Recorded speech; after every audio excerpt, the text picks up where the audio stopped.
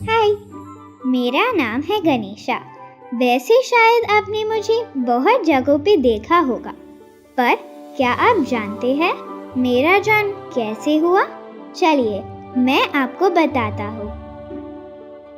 एक समय की बात है, हिमालय के ऊंचे पर्वत पर मेरी माँ पार्वती अपने पति शिवा के साथ रहती थी।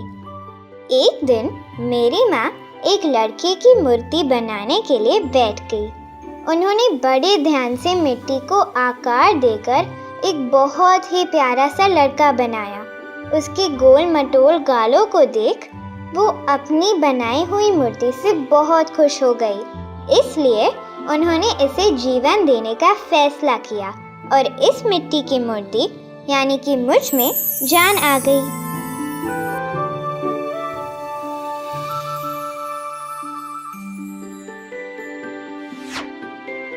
पर क्योंकि मेरे माँ के हाथ पैर मैले हो गए थे, उन्होंने स्नान करने का सोचा। मेरे पिता शिवा घर से बाहर थे, इसलिए मेरी माँ ने मुझे दरवाजे पर पहरा देने को कहा और किसी भी अजनबी को भीतर आने से रोकने के लिए कहा। क्योंकि मैं अभी पैदा हुआ था, मैंने शिवा को कभी देखा नहीं था। मैं बाहर एक लकड़ी के साथ खेलने लग गया। तभी एक बड़ा सा नीले रंग का आदमी हमारे घर के सामने आया। ना जाने वो कौन था, मैंने जोर से चिल्लाया, रुक जाओ। उसने कहा, तुम्हारी हिम्मत कैसे हुई मुझे रोकने की? मैं शिवा हूँ।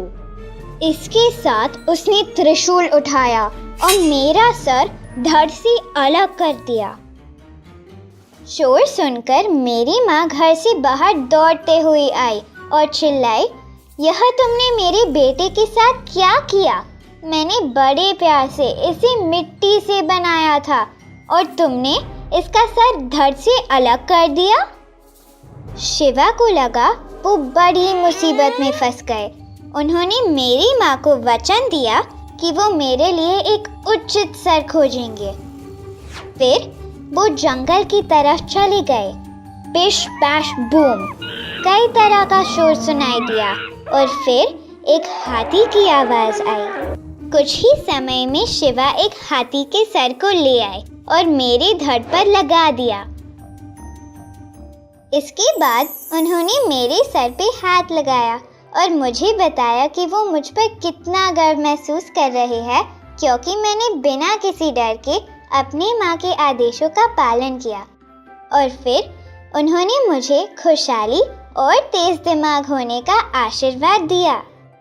तब से मुझे विघ्नहर्ता, सिद्धि विनायक जैसे कई नामों से जाना जाता है और मुझे सभी बाधाओं को दूर करने के लिए भी माना जाता है।